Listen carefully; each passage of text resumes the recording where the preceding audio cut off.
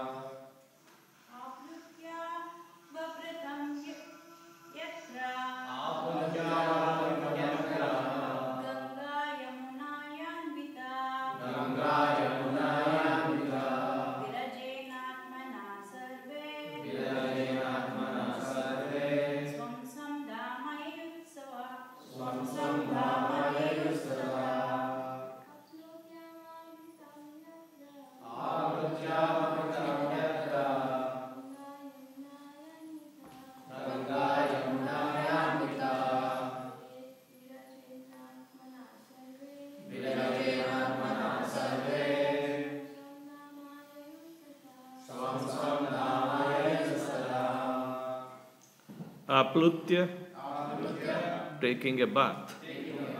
Avavratam, the bath which is taken after performing sacrifices. Yatra, where Ganga, the river Ganges, Yamunaya, by the river Yamuna, Anvita, mixed, Virajena, without infection, Atmana, by the mind, Sarve, all, Swam, their respective, Dhama, abode, Yayahu, went, Tataha, from there. Translation and purport by His Divine Grace, Sri Bhaktivedanta Swami Srila Prabhupada. My dear Vidur, the carriers of bows and arrows, all the demigods who were performing the sacrifice took their bath at the confluence of the Ganges and Yamuna after completing the yajna performances. Such a bath is called Avabhrata Snana. After thus becoming purified in the heart, they departed for their respective abodes. After Lord Shiva and previously Daksha left the arena of the sacrifice was not stopped. The sages went on for many years in order to satisfy the Supreme Lord. The sacrifice was not destroyed for the want of Shiva and Daksha, and the sages went on their activities. In other words, it may be assumed that if one does not worship the demigods and even up to Lord Shiva and Brahma, one can nevertheless satisfy the Supreme Personality of Godhead. This is also confirmed in Bhagavad Gita, 7th chapter, 20th verse, Kama istatir hata jnana prapadyantanya devataha. The persons who are impelled by the lust and desire to go to the demigods to derive some material benefits, Bhagavad Gita uses the very specific word nasti buddhi, meaning persons who have lost their sense of intelligence. Only such persons care for demigods and want to derive material benefits from them. Of course, this is not does not mean that one should not show respects to demigods. But there is no need to worship them. One who is honest may be faithful to the government, but he does not need to bribe the government servants. Bribery is illegal. One does not bribe a government servant, but that does not mean that one does not show him respect. Similarly, one who engages in the transcendental loving service of the Supreme Lord does not need to worship any demigod, nor does he have any tendency to show disrespect to the demigods. Elsewhere in Bhagavad Gita, 9th chapter, 23rd verse, it is stated, Ye api anya devata bhaktya yajante shraddhayanvita. The Lord says that anyone who worships the demigods is also worshipping him. But he is worshipping avidhi purvakam. Means without following the regulative principles. The regulative principle is to worship the Supreme Personality of Godhead. Worship of demigods may indirectly be worship of the Personality of Godhead, but it is not regulated. By worshipping the Supreme Lord, one automatically serves all the demigods because they are part and parcel of the whole. If one supplies water to the roots of a tree, all parts of the tree, such as the leaves and branches, are automatically satisfied. And if one supplies food to the stomach, all the limbs of the body, hands, legs, fingers, etc., are nourished. Thus, by worshipping the Supreme Personality of Godhead, one can satisfy all the demigods. But by worshipping all the demigods, one does not completely worship the Supreme Lord. Therefore, worship of the demigod is irregular and it is disrespectful to the scriptural injunctions. In this age of Kali, it is practically impossible to perform the Devayagya or sacrifice to the demigods. As such, in the age, Śrīmad Bhāgavatam recommends the Sankirtan Yajna. Yagyaihi Sankirtanam prahayanti sumedasa. This is given in Śrīmad Bhāgavatam 11th canto, 5th chapter, 32nd verse.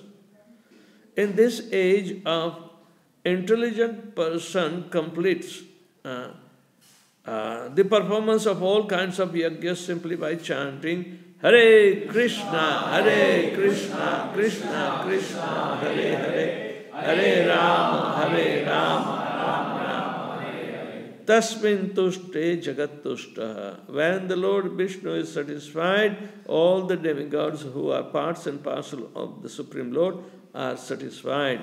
Thus end the Bhaktivedanta purports of the 4th canto, 2nd chapter of Śrīmad Bhāgavatam entitled Daksh Curses Lord Shiva.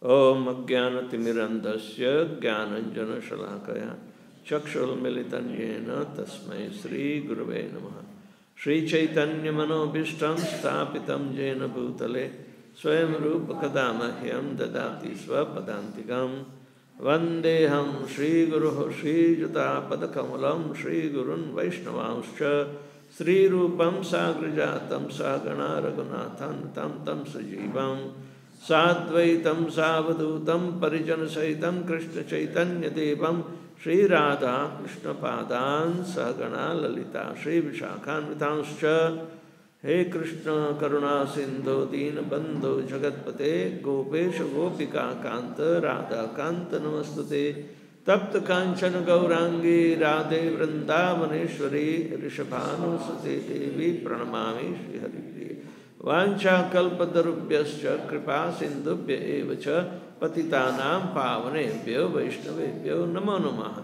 Nama Om Vishnupadaya Krishna Pristhaya Bhutale Śrīmate Bhaktivedanta Swami Niti Namine Namaste Saraswate Deve Gauravani Pracharine Nirvishesha Shunyamadi Paschatya Deshatarine Jai Shri Krishna Chaitanya Prabhu Nityananda Shri Advaita Gadadhar Shrivasadi Gaur Bhakta Vrinda Hare Krishna Krishna Krishna Hare Hare Hare Rama Rama Rama Hare Hare. Apluvatya matham yatra ganga yamunanvita virajainatmana sve sarve swam swam dhamam yayustataha. My dear Vidur, the carrier of bows and arrows, all the demigods who were performing the sacrifice took their bath at the confluence of the Ganges and Yamuna after completing the yajna performance. Such a bath is called Avabrata Snan. After thus becoming purified in the heart, they departed for their respective abodes. So first question is, why do, when we perform the yajnas, a fire sacrifice, you have to take bath? Then this bath is specifically called Avabrata Snanam.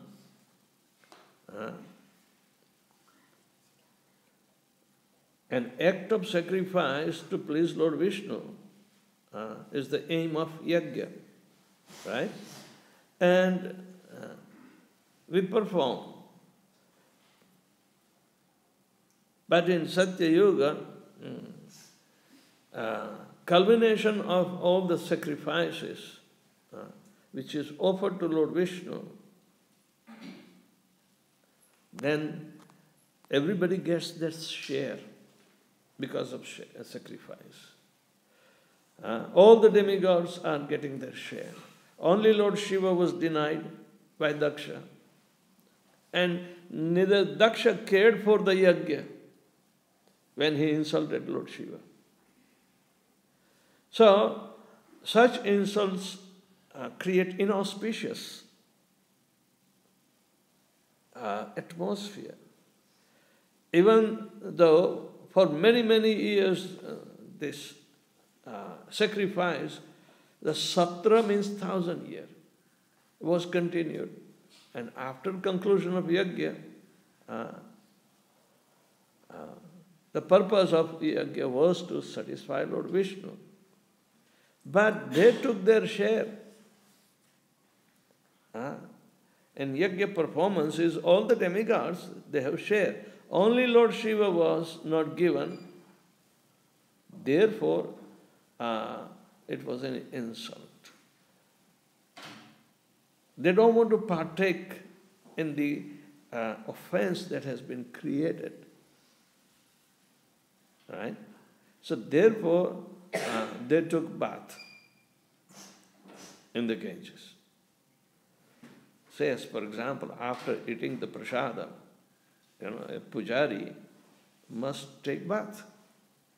He should not use the same clothes to worship the Lord again in continuity. These demigods are very pakka, very precise in this behavior. Right? Yajna is supposed to disentangle them, but they know Daksha has insulted Lord Shiva. Therefore, let's continue the process, but observe the Vaishnava etiquette. When a Vaishnava is offended, the Lord will take care of himself. And one has to come to the correct consciousness of being, an offender must get, pardon. And he must repent. That is the second thing. But if somebody is pardoning, but if he is not repenting, then there are chances to repeat. So one remains entangled in the material life. So avapratam, this kind of path is necessary. When even yajnas are not properly performed, then one must take bath in the holy river. Otherwise, even a pujari here, or everywhere, Prabhupada taught us to worship with awe and reverence, just like Lakshmi Narayan. So we keep our situation of internal makeup, mindset, not to offend the Lord. But after the worship is over, we are compulsory supposed to beg forgiveness. Om ajnanad athva jnanad ashubham yan maya kritam kshantum arhasi tatsarvam dasyaneva granamam sthiti seva gatir yatra sthiti vachaha bhuyat savratmana vishnu tvadiya mai chestitam. So,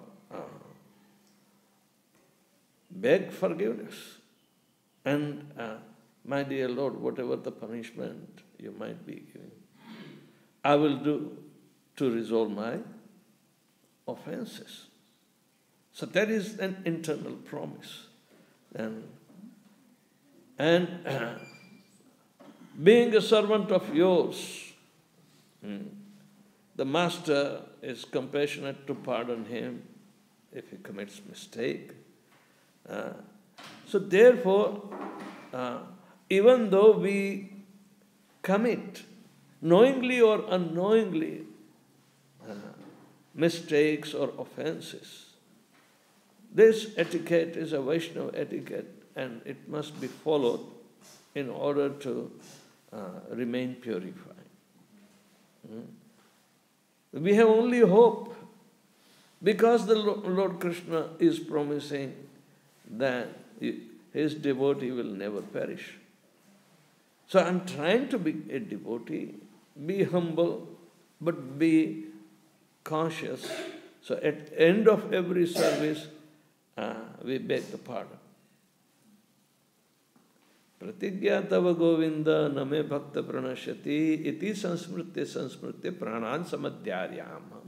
Because you promised that your devotee will never perish.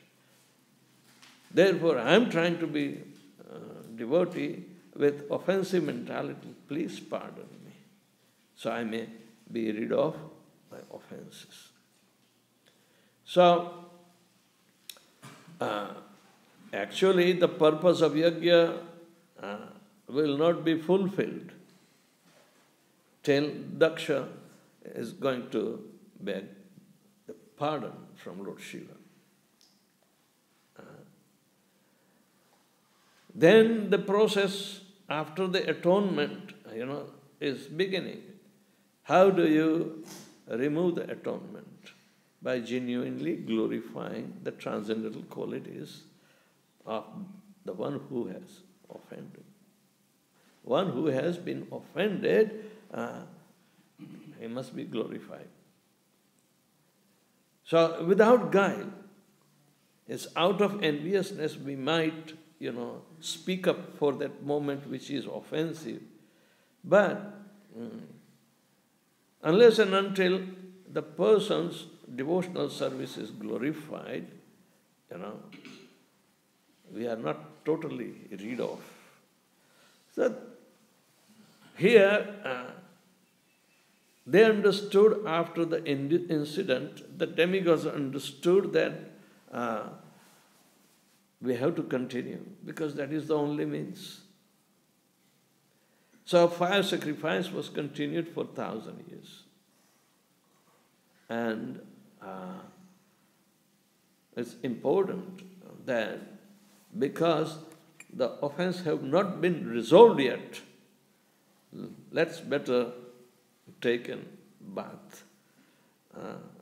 So after sacrifices, when they took their share, they went on their own abode, but they took their bath first. Otherwise, the presence of the bystanders, when an offensive act is going on, then even being silent witness becomes part of offense. If we do not do anything ourselves, in Kali Yuga it is other way around. In India, if somebody is stealing something, the public beats him up to death. They are bystanders. And on the other behalf, they say they watch the ghastly act of murder, but they would not help the victim. They would not rush him to the hospital. They will see him leave the body. They are so afraid that if we remove him, then we become part of it and the police will make a case against him, the one who is helping. So, the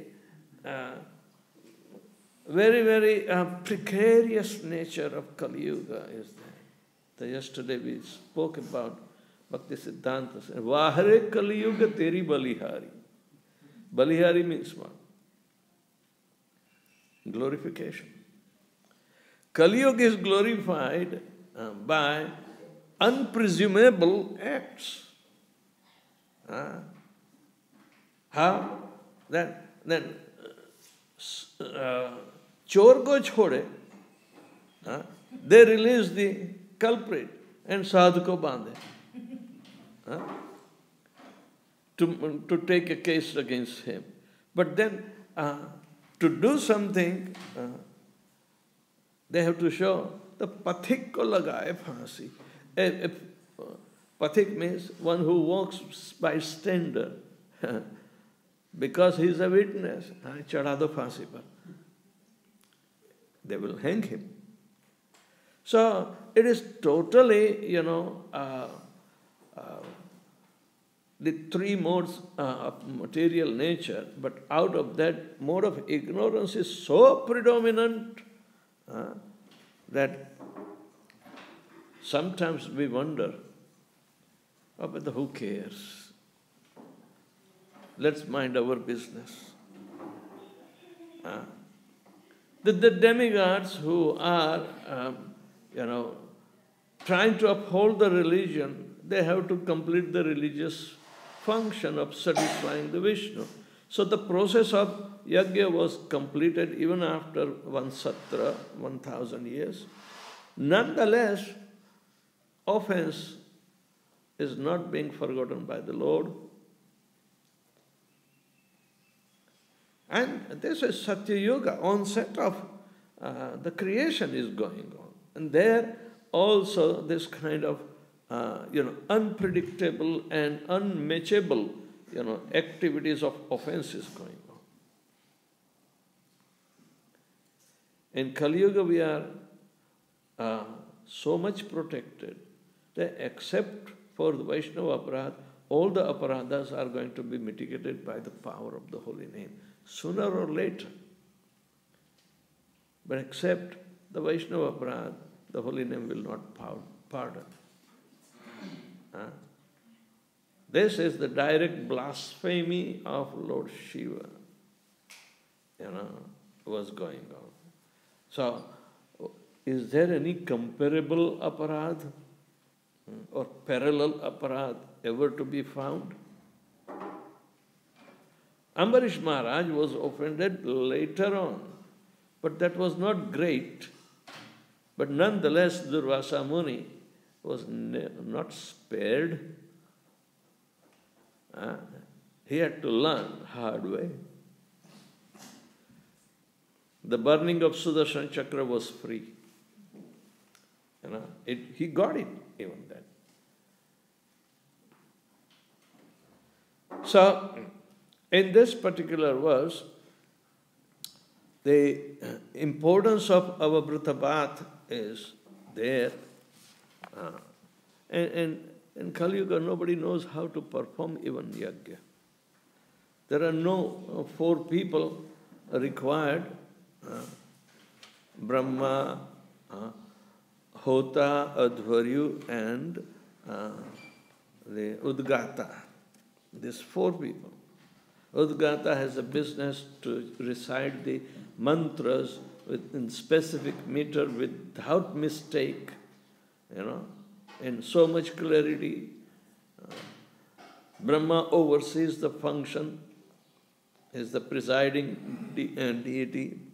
And Ritvik, Ritvija is the Hota. Swaha, Swaha, Swaha. So, when we perform, a single person performs the yajna, a pujari. So, are we not making a perfect effort to coincide with this kind of yajna that is described? One that is also for 1,000 years. In Pancharatik Vidhi, the goal is the same, to please the Lord Vishnu, right? We establish 4 kalashas of the 4 Vedas, or in other words, the presence of Udgata, Hota, Adhvaryu, and Brahma. We put them, sit them, invoke them, their presence. But presiding deity is the Kalasham, where Visvakshena is established instead of Lord Ganesh.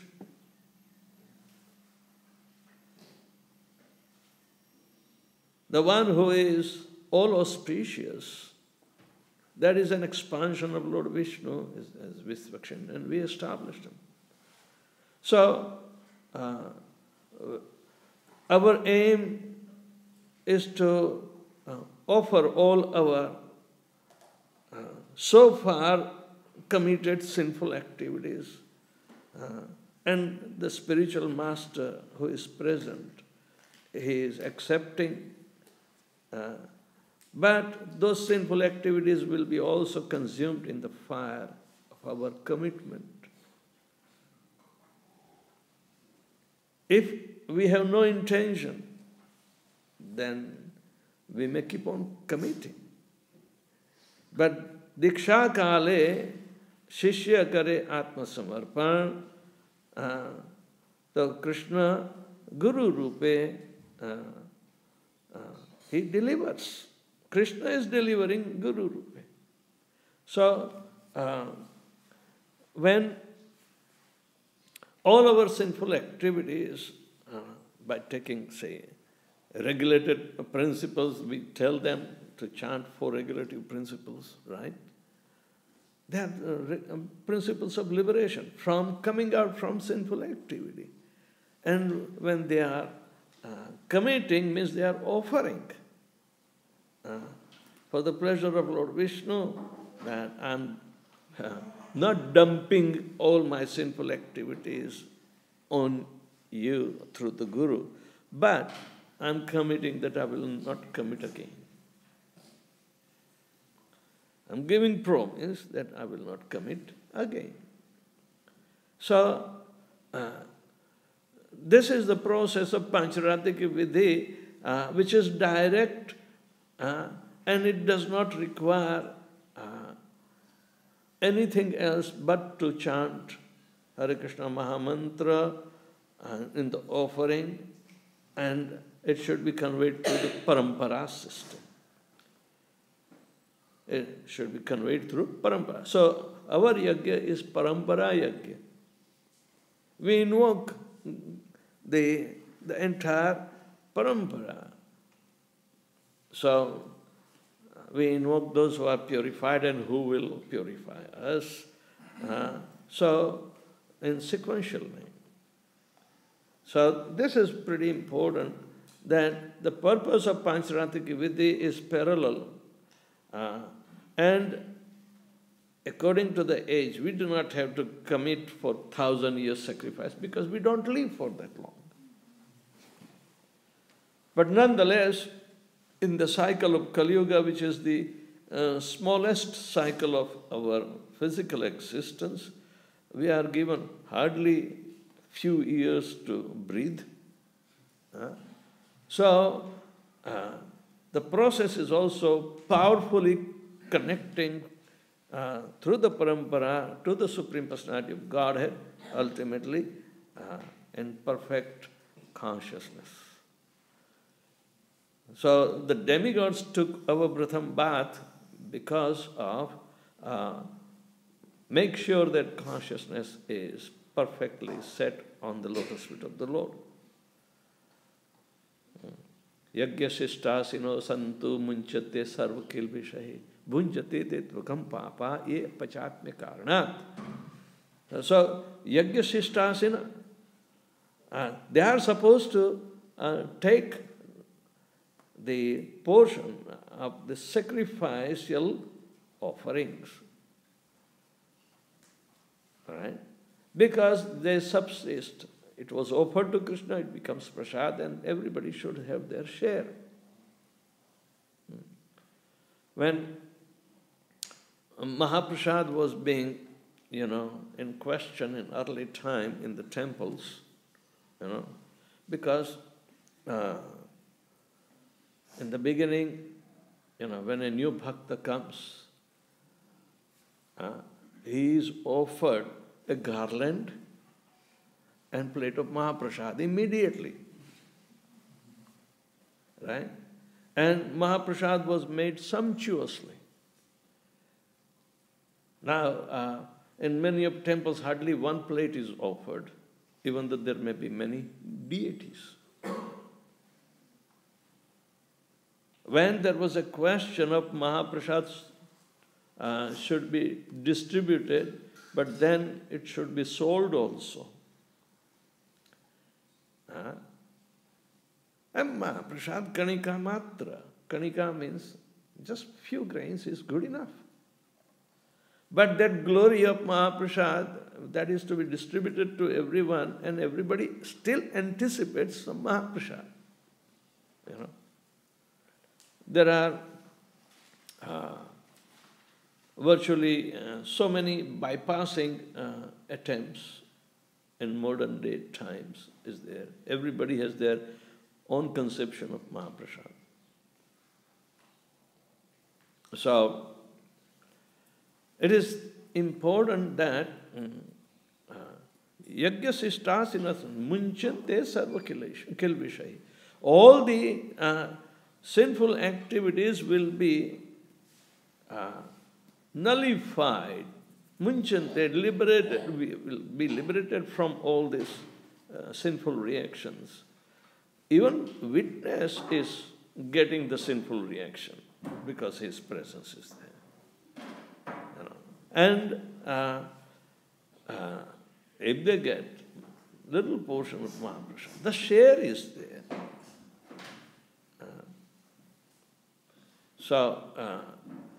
This is the subsistence of all the devatas. Therefore, they are told to do fire sacrifice. Brahma was the first one to perform fire sacrifice. Right? At that time, there was nothing before him except Virata Rupa, the universal form. So it is said, Brahma is asking to come. We have nothing but the limbs of Virata Rupa. And he offered the limbs. Now, Virata Rupa is sum total of the both spiritual and material energies. The Brahman manifested. Otherwise, the Lord is there. But this is the material manifestation where the spiritual consciousness is also there now. So the functionality of the Virata Rupa will be formed. And this is very important where the devatas are coming in picture to perform functionality. So in the third canto, you also will have gone through about the creation aspect of Sarga and Visarga. 24 elements means 23 plus 1, the soul, they have been now in the material. That is the first creation of the glance of Mahavishnu. But then permutation and combination of these 24 elements are making very, very differentiated creations. But that is done by Brahma. That is called Visarga. He combined these 24 elements and offered different kinds of species in different degrees. So, after all, they are all governed by 3 modes of material nature. So, but the soul is remaining conscious by performance of the sacrifice. Otherwise, even prior to the formation of Virata Rupa, it is said in Śrīmad Bhāgavatam that when the eyes of Virata Rupa are being formed, Agni Deva, in the form of Surya and Chandra, took the position in the eyes for functionality of seeing. Alright? So similarly, the nostrils were formed. 2 Ashwini Kumaras took the position. But they were not manifested yet. But in subtle form, they appear. So in each and every living entity, all the functionality of our limbs and others, that is not voluntarily what the science is telling. It is being done by the presence of demigods in their expanded form. This is where it is said, in the embodiment of a cow, all the 33 crore devatas are situated. In our body also. All the functionality is done by these devatas. So, when we see, when gopis were criticizing Brahma's creation. They sarcastically address Brahma. Brahma, what kind of creator are you? That you made our eyelids so imperfect that they keep on blinking and obstructing the view of our beloved. Lord Shri Krishna, you are not perfect. So, functionality and fire sacrifice are very parallel. It is meant for satisfaction of Lord Vishnu. So all the functionality of our limbs are also supposed to be cooperating to perform the fire sacrifice. It was the means of Satya Yuga, but nonetheless, it is to be performed in Pancharatriki context because our dependence has to be verified and supported by the system of yajna. Yajnanam japa yogyasmi. Okay. We are performing japa yajna, chanting of Hare Krishna, Krishna Krishna, Hare Hare, Hare Ram, Ram Ram, Hare Hare. So, it is yajna, means sacrifice. What are we sacrificing? All our misdirected attention and utilization of our senses and bringing it back, that this is yajna, sacrifice. So all those diversified activities which were taking us eccentric, means outside of Krishna consciousness. Manorathena asati dhavato bahi.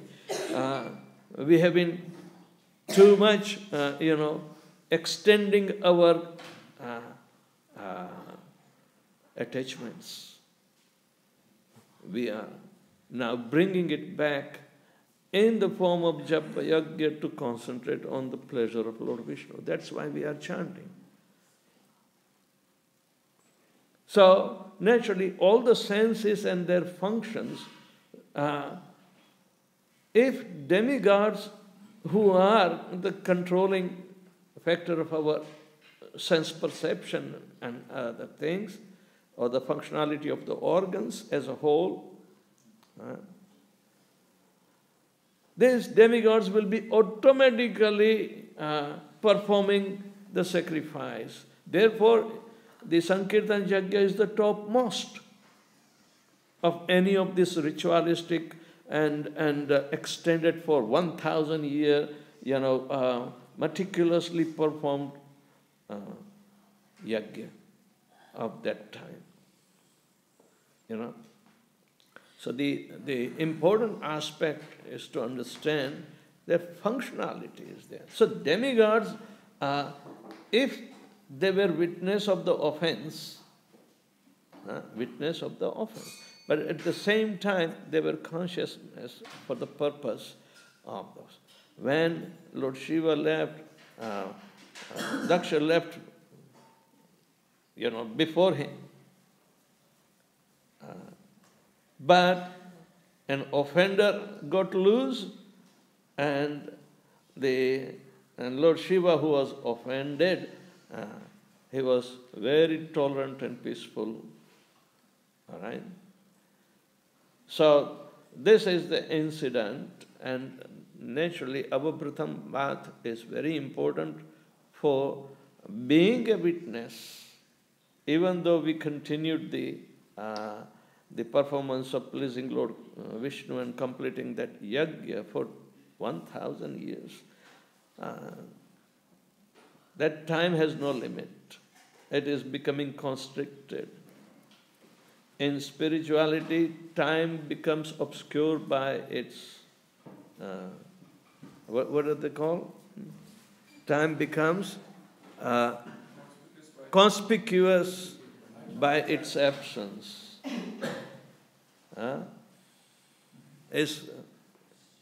So relativity is equivalent for the purpose. So Sankirtan Yajna is thus glorified as the topmost. It may be easiest for make us a little bit, easy, comfortable. They say, oh, it's easy.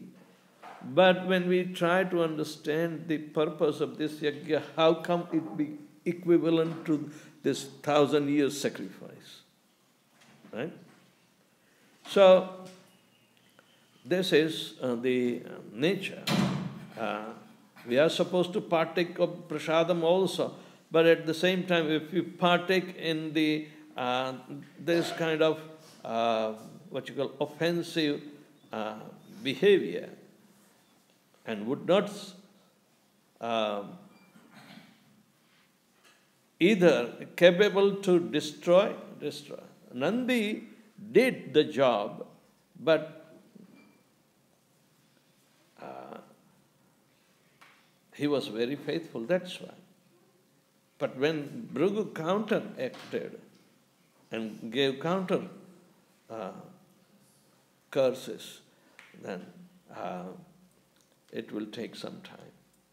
So it requires a very prudent, timely preaching, and subsequently Lord Shiva teaches, because he's a Mahajan,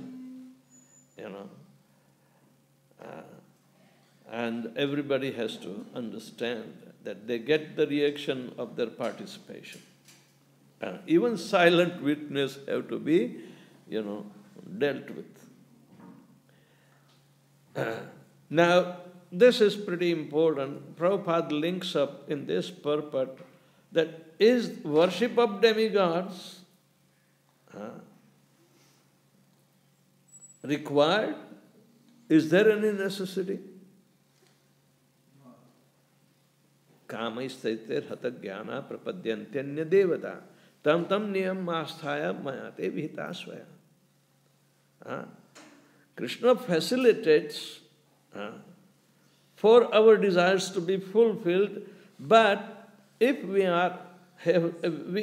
have some shortcomings or not perfect intelligence, and we end up by hearsay or by our judgment or by allurement of the flowery language of the Vedas, that if I worship this demigod, I will get this and that. And we take our own decision to worship the demigods. Then who is at fault? That recommendation is not an eternal aspect of our functionality. Then they try to justify, as in Mahabharata it is said, then akashat patitam toyam. From the sky, the water falls down. Yatha gacchati sagaram. The drops become little rivulets and then mix up in the streams, and streams get together and go to the river, and the river is taking ultimately to sea. So, akashat patitam toyam yatha gacchati sagaram sarvadevam namaskrityam keshavam prati gacchati. You are familiar with this argument? That worshipper of demigods, they say, it's said in Mahabharata. That if you worship any demigod, it will go to Keshav. But they are mistaken. Keshavam prati gacchati. You know what is prati? Why it is called prati gacchati, not gacchati?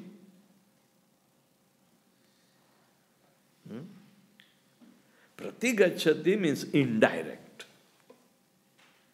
If it is direct or equivalent, so you can see how the misunderstandings are expanded to the extent that you worship any demigod and they are all gods. pantheism or Bahu Devavad is coming into effect. But that is what we call the effect of Maya, that they are misled, they are not understanding. If it is Gacchati, then we can understand that, but it is not written. It is called Prati Gacchati, towards. It means it's indirect. Isn't it? So Krishna says that I fix their intelligence in that way. He is facilitating. And their faith also is facilitated. So Srila Prabhupada is using that, Echapyanya devata yajante sradharyan vinta te api mameva yajante avidhi purvakam. So I fix their faith in those personalities, demigods. But actually, those worships are meant for me. And they worship through the demigods, means it is not vidhi purvakam, avidhi purvakam. It is avidhi purvakam, means it's indirect.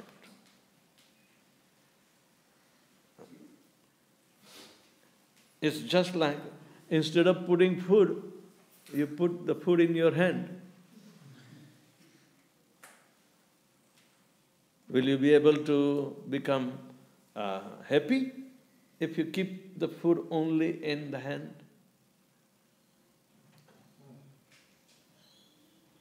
Have you seen babies? They want to take everything in their hand. And unless and until they put in their mouth, now who teaches them to put in their mouth? I have not seen mothers will hold the hand and put in the mouth. No, they do themselves.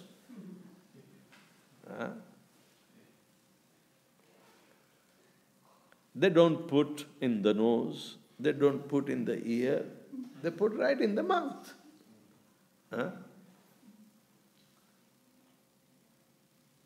So, when the natural consequences of events are to be seen, we have to take in that natural way. Because after all, everything is linked as a sacrifice or service to Lord Krishna. Krishna is supreme individual and others are individual. But he is the chief of all the individuals. And he alone is fulfilling the desires of everyone, every other individual. That is Kathopanishad's thing. Nityo nityanam cetanas cetananam eko bahunam yo vidadati kaman.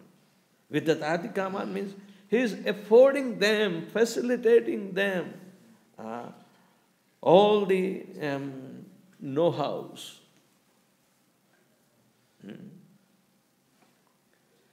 But in the material effect, we forget him.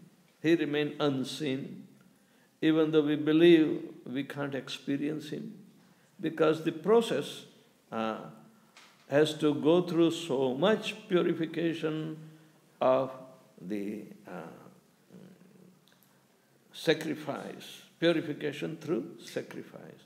In Kali Yuga, purification is through the sacrifice of the holy name, Sankirtan Yajna, and not alone even, it is congregational chanting.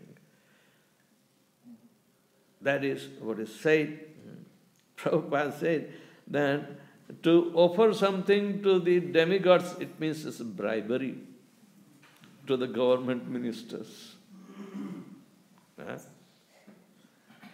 Instead of becoming faithful to the government, you bribe the minister. Means there are double whammy, what they call, and double offenses. First of all, due to ignorance, they think because the God remains obscure, it's a belief only, but these demigods are, even though unseen in Kali Yuga, but simply by pumping up faith in others. Why? Kama is their hatagyana. Because their intelligence is completely now deprived, lost. So they don't have discriminating faculty at all. They want to bribe the demigods. It means bribery is an offense, and ignorance or their separate desire just to be master or lord, whatever they survey. It's a double wing. Two offenses are there. And then the third offense continues or fructifies into, oh, everybody is God. You are also God. You don't know. I know. That's how the Mayavad spreads all over the world.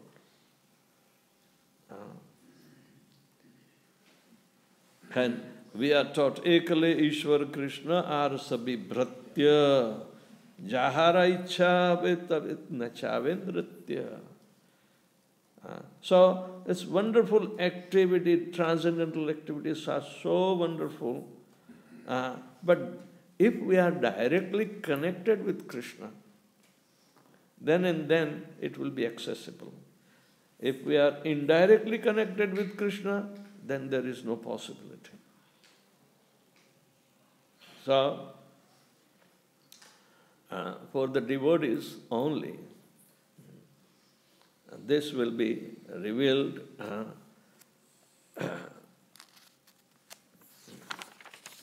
Srila Prabhupada also talks about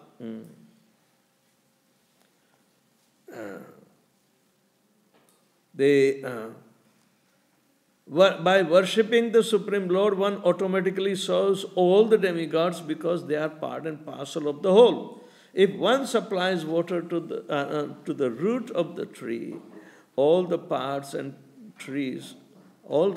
the trees, such as the leaves and branches, are automatically satisfied.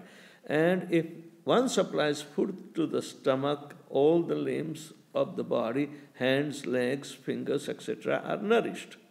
Thus, by worshipping the Supreme Personality of Godhead, one can satisfy all the demigods. But by worshipping all the demigods, one does not completely worship the Supreme Lord. Therefore, worship of the demigods is irregular and it is disrespectful to the scriptural injunction. There are many devotees beginning, they were coming from the worship of demigods, and because of the attachment, they want to keep them in their altars. But they don't know where to put whom and what not to. Even they will put Sai Baba and Jesus Christ together. What can you say? So you have to clean up everything, and this kind of, understanding that is given in Bhagavad Gita and proving the supremacy of the Supreme Personality of Godhead becomes more simplified and more easy to perform and pay or repose our attention to. And chanting Hare Krishna will completely transform the life. But nonetheless, they have to come sooner or later, the old age tight knot in their heart of worshipping demigods. So, anybody has any question? Yes, Prabhupada.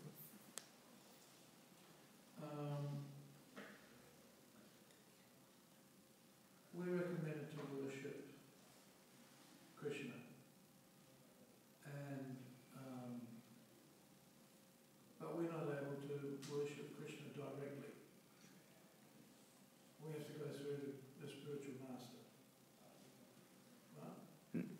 That is not indirect worship. Well, we recommend not to jump over and try to approach Krishna. Oh, that is not the case. But when you see there is no difference between the Chaitya Guru and external Guru, we worship the Guru Tattva, which is originally Lord Krishna. So we worship only Tattvas, not the personality. Therefore, personalities are not important. Only Vani is important.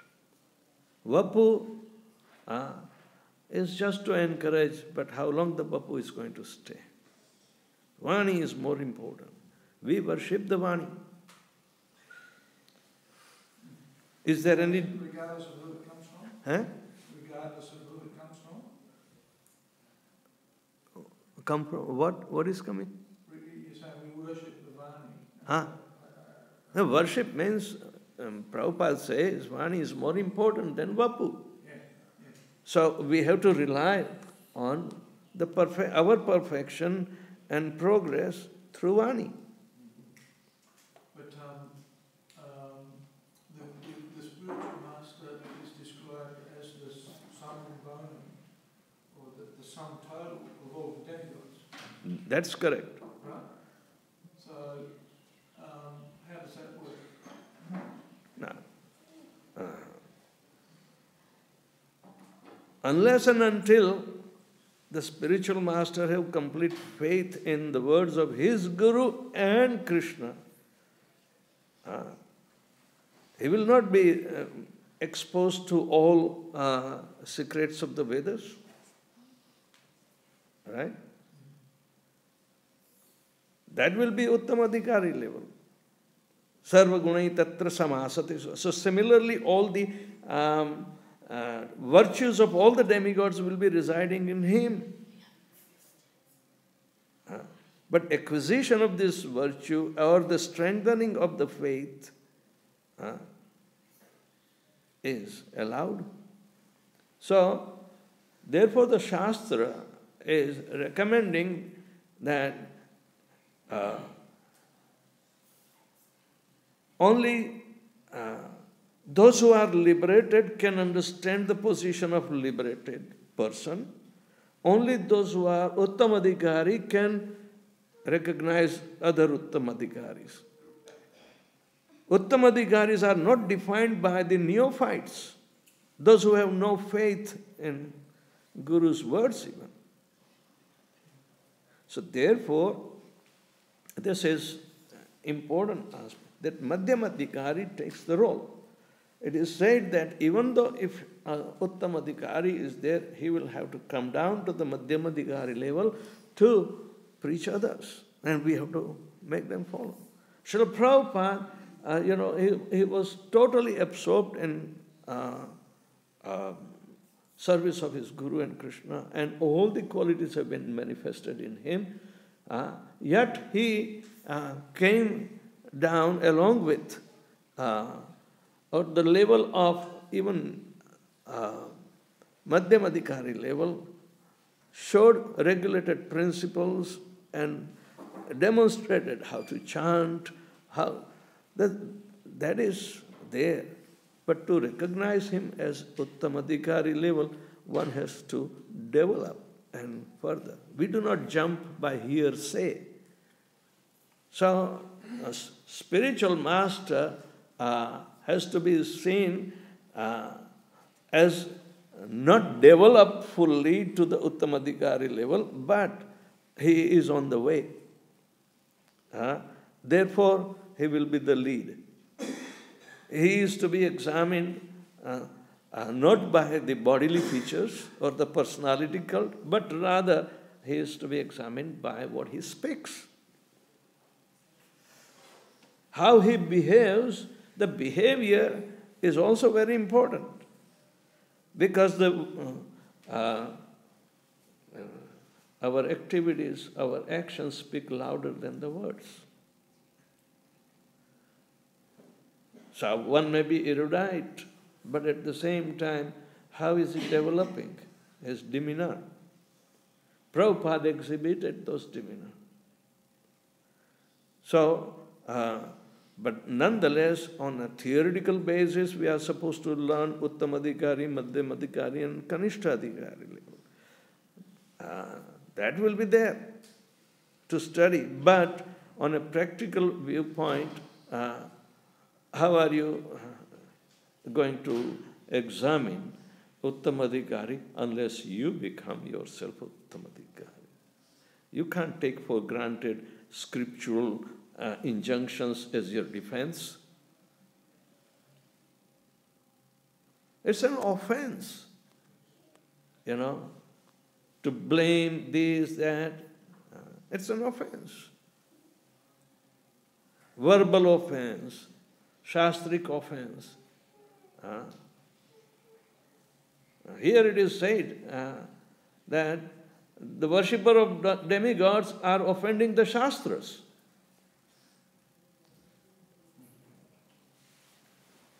Srila Prabhupada is telling.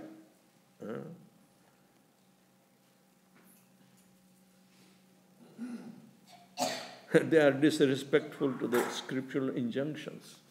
Isn't it offense of Shastra? Those who are worshipper of demigods. And that too for material benefits. Therefore we say no to them, and they can't equate their worship, and they can't call it bhakti even. Bhakti is the relationship or the life connection between Bhakta and Bhagavan, and nobody else. So the worshipper of demigods will easily conclude that demigod is Bhagavan. So it is called crown on the ignorance and make others fool.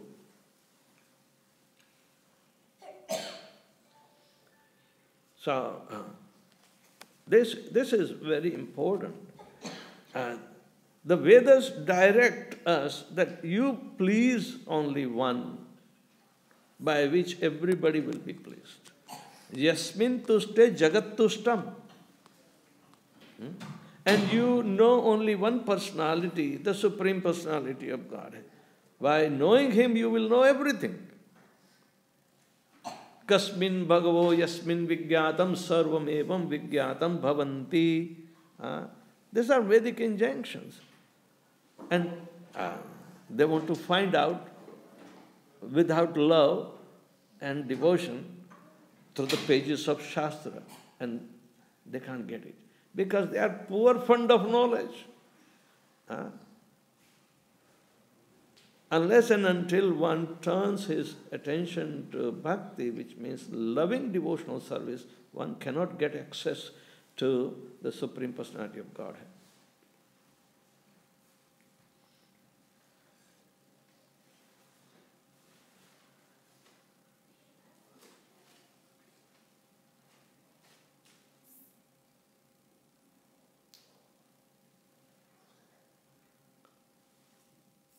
Yes. You mentioned about begging forgiveness for the offenses that we commit during the services. Many times when we get compliance with the services, then we develop a habit of just doing it formally. Actually, the offense, the begging forgiveness should be very genuine. So it's magnified. How to develop that genuineness? Many times we mentioned the verses which read through, and then after we finish our verses, read through and then carry on. So in all offenses, how to develop the genuineness of begging forgiveness than doing as a formality, as a compliance. This is all coming from Śrīmad Bhāgavatam, and the direction, if you see the devotional service explained by Kapil Dev to Devhuti, devotional service explained by Lord Krishna himself to Uddhava, we do not see any difference. Even the devotional service taught to Narada Muni was non-different. Simply it's an expansion, keeping the worship of the Absolute Truth, Personality of Godhead, Lord Shri Krishna alone. And as a system to develop that, you have to go through the Vishnu Tattvas, not Jiva Tattvas or Shakti Tattvas. So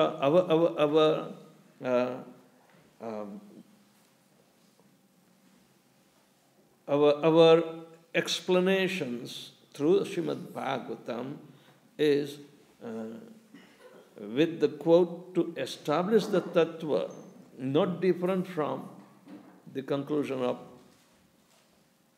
the parampara. We have to get the support from them instead of, we establish on our own.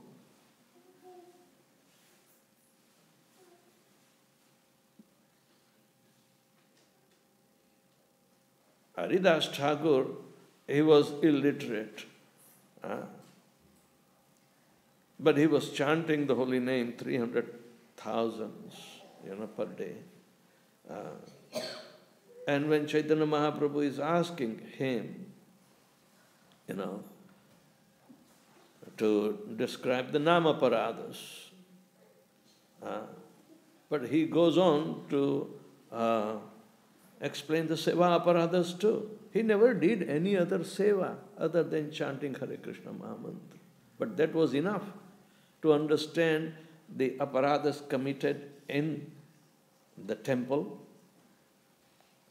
Seva Aparadas, the congregational, is also committing offenses unknowingly. But at the same time, Pujari will be also led to, if he's a beginner, but he has to be meticulous, because the purpose is to treat the deity with awe and reverence.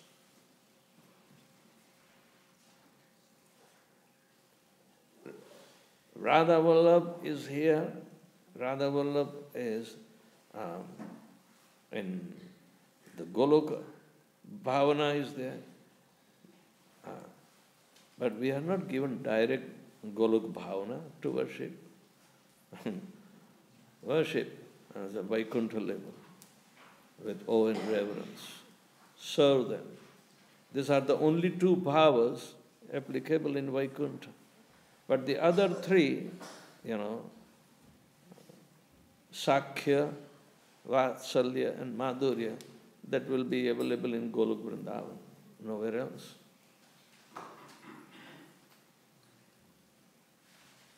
So, it's a learning process, but meanwhile, he has to be very meticulous. And perfection is there if we follow the teachings of Śrīmad Bhāgavatam, cultivating the qualities, right? It is automatically corollary. When the practical becomes, conducive to achieve the aim, then how it is different process. It is not karma kanda. Our aim is to please Lord Krishna. So how come Pancharatrika Yajna is becoming karma kanda? So in this way we have to evaluate the process of Sankirtan Yajna, over the worship of demigods.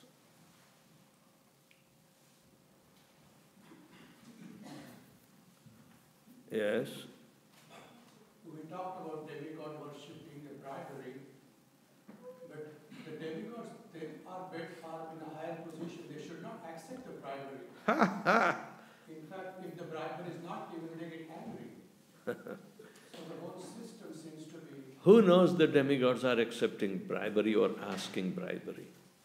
Like Indra got offended when his yajna was stopped. But he was not bribed, he was puffed up. He was puffed up. They do not understand the wonderful activities of the Supreme Personality of Godhead. Everything is a bewilderment for them. So they try within their jurisdiction and they know how to test him.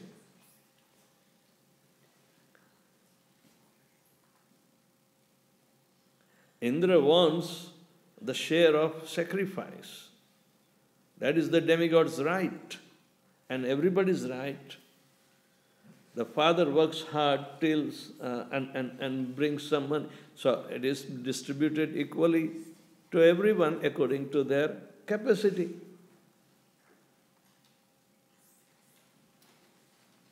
Even the animals also collect food for the young ones.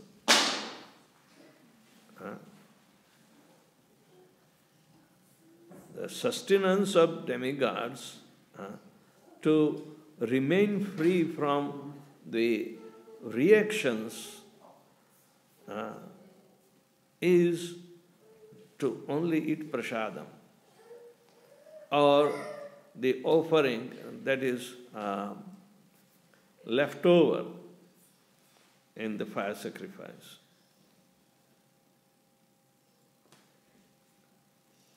For whatever fire sacrifice at home we are doing,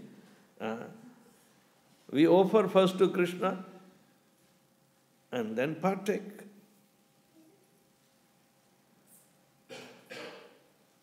What Krishna accepts remains unseen through our naked eyes. But tad bhaktim apahritam, I acknowledge and accept his bhakti, but when it comes to eating, asnami prayatatmanaha, I will eat.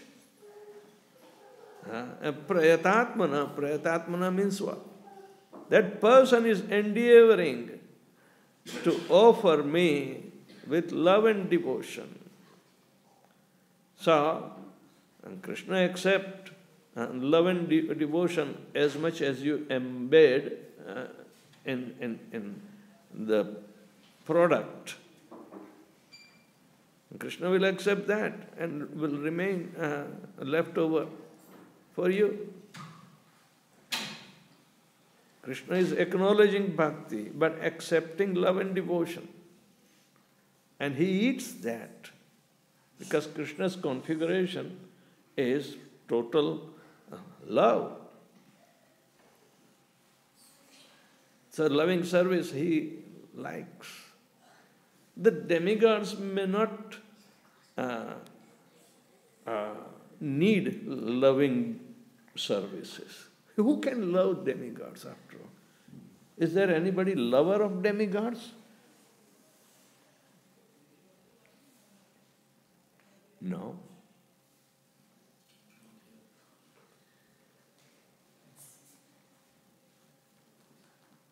Even you can't love much Mahavishnu, only awe and reverence. If you want to show your love, go to Golok Vrindavan only.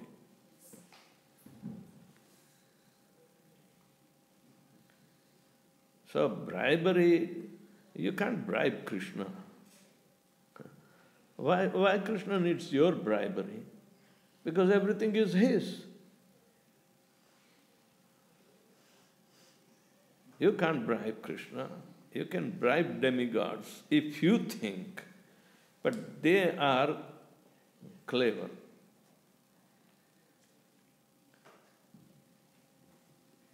After all, they are material managers and they are giving. And because you are not satisfied, you are thinking that you can bribe and get it. But that act itself is not conducive to love.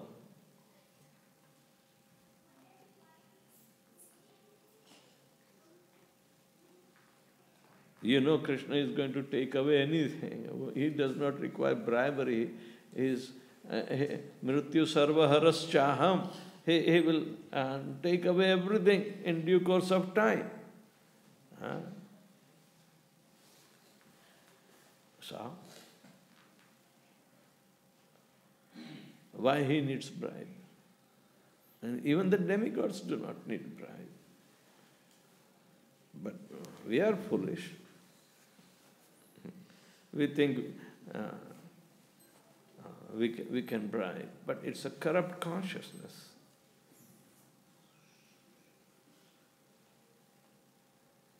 Our devotion is voluntary. You can't force anybody to do that. While to obtain certain, say, material benefits, you are forced to do. Okay. Thank you very much, Srila Prabhupada ki jai.